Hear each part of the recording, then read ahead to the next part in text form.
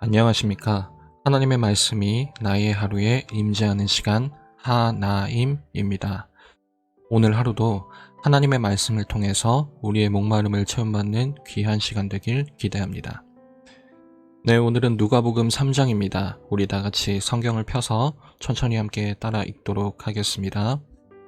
디베르 황제가 통치한 지 15해 곧 본디오 빌라도가 유대의 총독으로, 헤롯이 갈릴리의 분봉왕으로, 그 동생 빌립이 이두레와 드라고니 지방의 분봉왕으로, 루사니아가 아빌레네의 분봉왕으로, 안나스와 가야바가 대제사장으로 있을 때에 하나님의 말씀이 빈들에서 사가랴의 아들 요한에게 임한지라.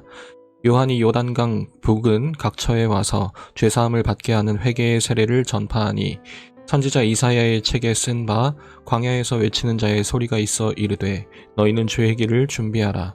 그의 오실 길을 곧게 하라.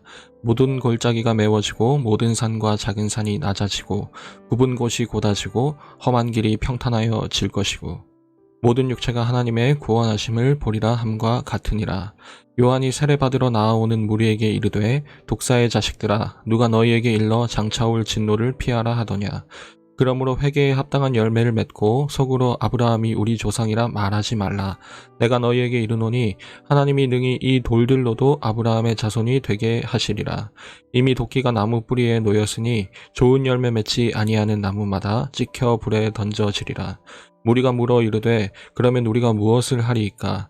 대답하여 이르되 옷 2벌 있는 자는 옷 없는 자에게 나눠줄 것이요 먹을 것이 있는 자도 그렇게 할 것이니라 하고, 세리들도 세례를 받고자 하여 와서 이르되 선생이여 우리는 무엇을 하리이까 하매 이르되 부과된 것 외에는 거두지 말라 하고, 군인들도 물어 이르되 우리는 무엇을 하리이까 하매 이르되 사람에게서 강탈하지 말며 거짓으로 고발하지 말고 받는 급료를 족한 줄로 알라 하니라.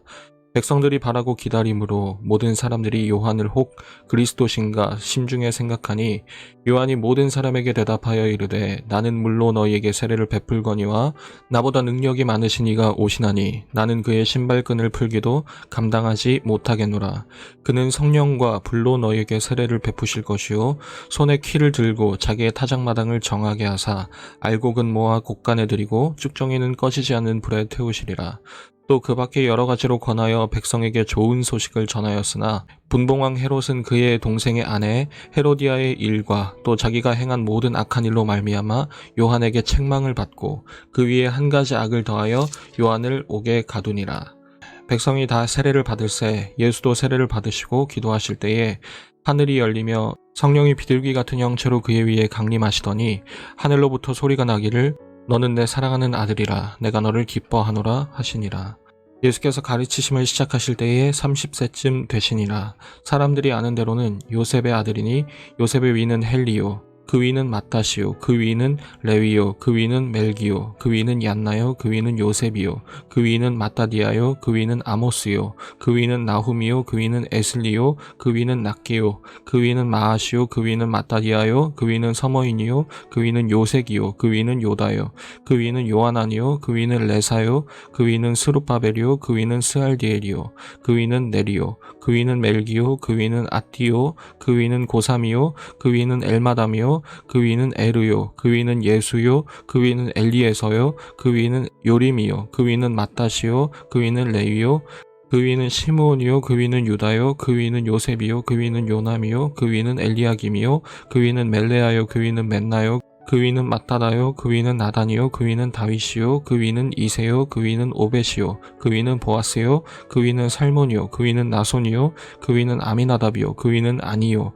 그 위는 헤스론이요 그 위는 베레스요 그 위는 유다요 그 위는 야곱이요 그 위는 이삭이요 그 위는 아브라함이요 그 위는 데라요 그 위는 나홀이요 그 위는 수룩이요 그 위는 르우요 그 위는 벨렉이요 그 위는 헤버요 그 위는 살라요 그 위는 가하나니요 그 위는 아박사시요 그 위는 셈이요 그 위는 노아요 그 위는 레멕이요 그 위는 무드셀라요 그 위는 에녹이요 그 위는 야렛이요 그 위는 마할랄렐이요 그 위는 가하나니요 그 위는 에노스요 그 위는 셋이요 그 위는 아담이요 그 위는 하나님이시니라.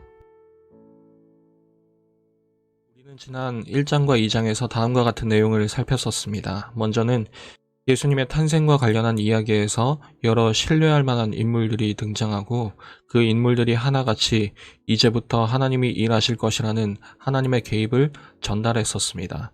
가브리엘도 그렇고 사가랴의 노래를 통해서도 그랬고 시므온과 안나 등등 모두에게 존경받고 신뢰할 만한 인물들이 하나같이 입을 모아 전한 것은 하나님께서 이제 온 세상에 미칠 큰 기쁨의 좋은 소식을 너희에게 행하실 것이라 는 메시지였습니다. 그리고 그것은 다름 아닌 예수님의 탄생 소식과 맞물려 있었죠. 특히 2장의 엔딩은 예수님께서 하나님의 집으로 여겨졌던 성전에서 머무실 때 이런 말씀을 하셨었습니다. 내가 내 아버지의 집에 있어야 될 줄을 알지 못하느냐고 말입니다. 이제 공식적으로 하나님의 아들이심을 천명하신 예수님. 이제 어떤 일을 하실까라는 궁금증을 가지게 된 채로 1장과 2장은 마무리되게 됩니다. 그런데 그런 기대를 안고 오늘 3장을 보면 좀 당황스럽습니다. 왜냐하면 실컷 예수님에 대해서 기대를 부풀려 놓고는 무대에 등장하는 것은 예수님이 아니라 세례 요한이기 때문입니다.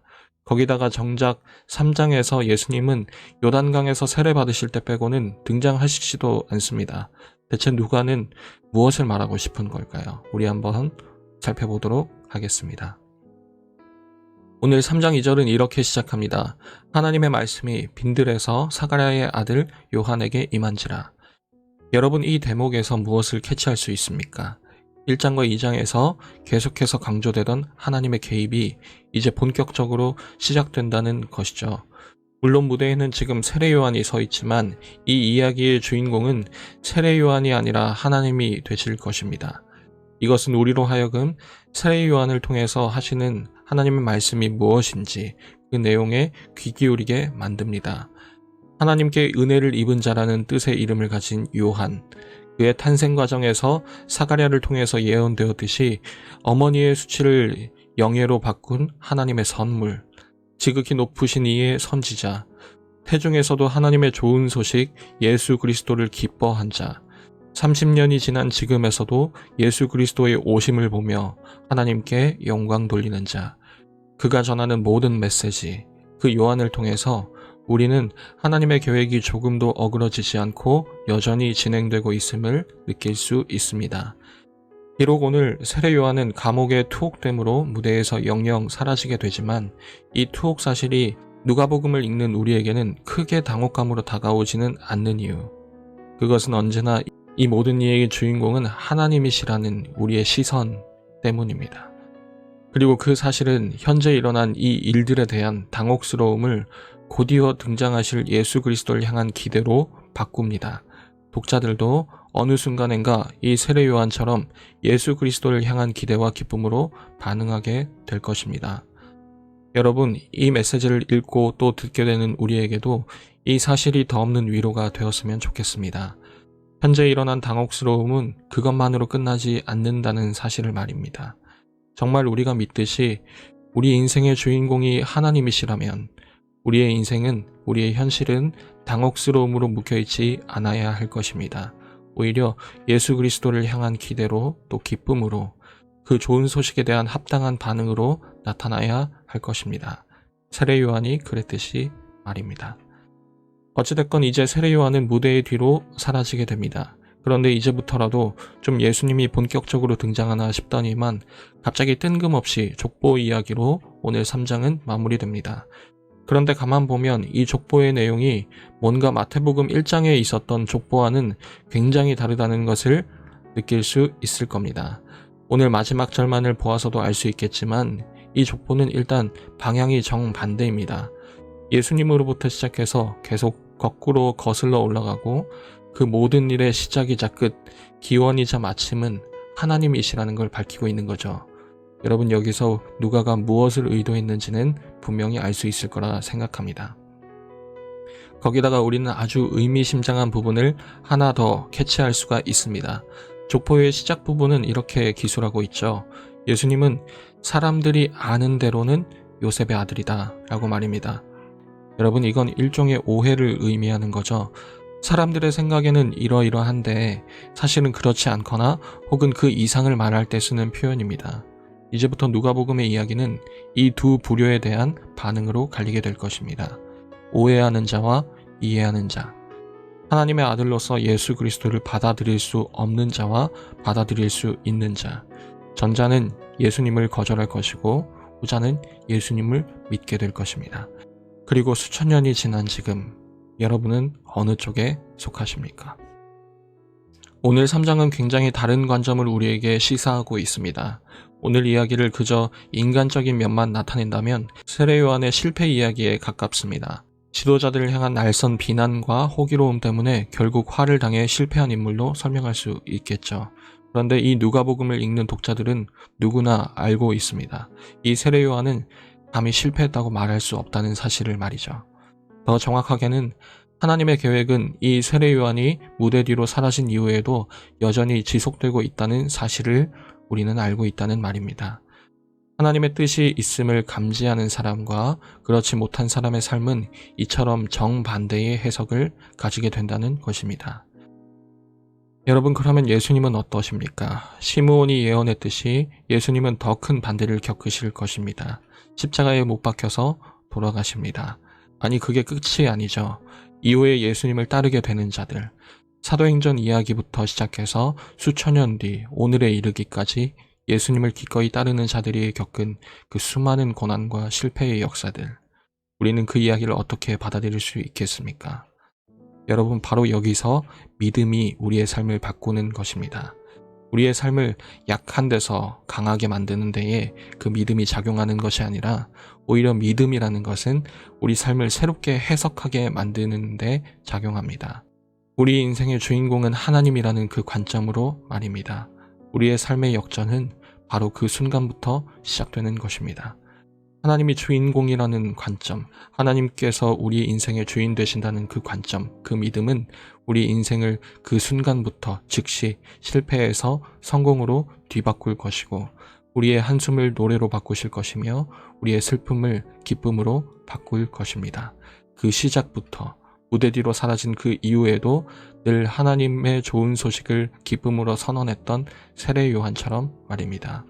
우리 사랑하는 중등부 그리고 고등부 여러분, 우리 삶의 주인이 주님이시라는 그 사실이 오늘 하루 여러분들에게 정말 큰 기쁨의 좋은 소식이 되어 다가왔으면 좋겠습니다.